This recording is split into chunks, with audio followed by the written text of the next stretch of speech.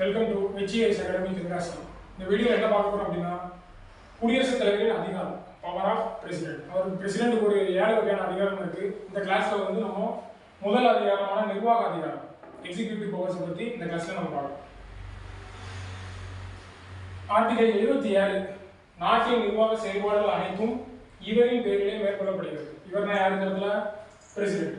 குடியரசுத் தலைவர் பேரிலே எல்லா விதமான கான்ட்ராக்ட் அக்ரிமெண்ட் எல்லாமே போடுவாங்க.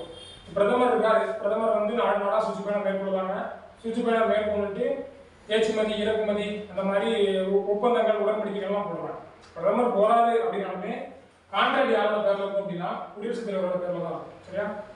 ஆர்டிகல் 77 நாட்டின் நிர்வாக செயல்பாடுகள் அனைத்தும் ஆல் எக்ஸிகியூட்டிவ் ஆக்ஷன் வந்து குடியரசுத் தலைவர் பேர்ல மேற்கொள்ளப்படும். இதுக்கப்புறம் ஃபுல்லாமே அப்பாயின்ஸ் தான், எல்லாமே நியமனம் தான் வரும். 75 appoints prime minister and council of ministers. குடியரசு பிரதமரையும் பிரதமர் தலைமையின் கீழ் அமைச்சரவையும் நியமிக்கிறார். எப்படி நியமிக்காரு? பெரும்பான்மை பெற்ற கட்சியின் தலைவரை பிரதமரா நியமிக்கிறார். 543/2 + 1 272. சோ 272 சீட் இல்ல 272 எம்பி யார் வச்சிருக்காங்களோ அவங்க தான் யாரு? Prime minister. சோ பெரும்பான்மை பெற்ற கட்சியின் தலைவர் இல்லனா கூட்டணி கட்சியின் தலைவர், கோஆலிஷன் பார்ட்டி ரெண்டுல ஏதாவது சொல்லணும். ஒண்ணு தனிப்பட்ட முறையில் பெரும்பான்மை இருக்கணும், அப்படி இல்லை அப்படின்னா கூட்டணி வச்சு நீங்க பெரும்பான்மை நிரூபிக்கணும். 272 பேர் யாரை கை காமிக்கிறாங்களோ அவங்க தான் யாரு? பிரைம் மினிஸ்டரா பிரசிடென்ட் அப்பாயிண்ட் பண்ணுவாங்க. கவுன்சில் ஆஃப் மினிஸ்டர்ஸ், இந்த பிரசிடென்ட் பிரைம் மினிஸ்டர் இருக்காரா பிரதமர், இவர் யாரெல்லாம் கை காட்டுறாரோ அவங்கெல்லாம் மினிஸ்டரா அப்பாயிண்ட் பண்ணுவாங்க. ஏன்னா பிரதமர் தான் முதன்மையான அமைச்சர். அவர் தலைமையின் கீழே தான் அமைச்சரவை இருக்கு. ஸோ அவருக்கு பிடிச்சாளர்கள் தான் இருக்க முடியும். இவர் நீதித்துறை அமைச்சர், பி என்ற ஆளு உள்துறை அமைச்சர், சி என்ற ஆளு வெளித்துறை அமைச்சர் சொல்லிட்டு பிரதமர் யாரெல்லாம் கை காட்டுறாரோ அவர் எல்லாத்தையுமே மினிஸ்டரா அப்பாயிண்ட் பண்ணுவார். யாரு? பிரசிடென்ட்.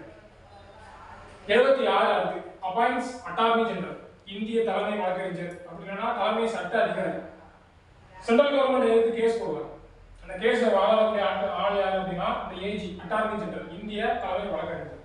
இவரை யாரெல்லாம் அப்பாயிண்ட் பண்ணுவார் அப்படின்னு பார்த்தா பிரசிடென்ட் தான் அப்பாயிண்ட் பண்ணுவார். அடுத்து article 148 appoints CAG comptroller and auditor general, தலைமை கணக்கு தணிக்கையாளர். இவரையுமே குடியரசுத் தலைவர் தான் அப்பாயிண்ட் பண்ணுவார். அடுத்து முக்கியமான இது 155 அப்பாயிண்ட்ஸ் ஆல் ஸ்டேட் கவர்னர்ஸ், அனைத்து மாநில ஆளுநரையும் குடியரசுத் தலைவர் தான் அப்பாயிண்ட் பண்ணுவார்.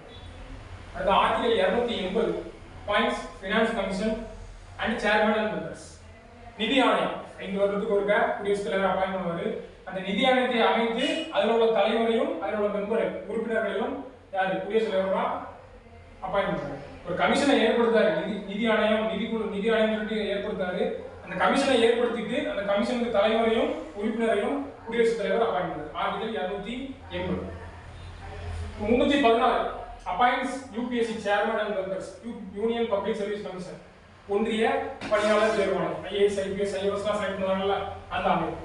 அதில் உள்ள தலைவர் மற்றும் உறுப்பினர் யார் அப்பாயிண்ட் பண்ணுவாங்கன்னு கேட்டா குடியரசுத் தலைவர் தான் அப்பாயிண்ட் பண்ணுவார்.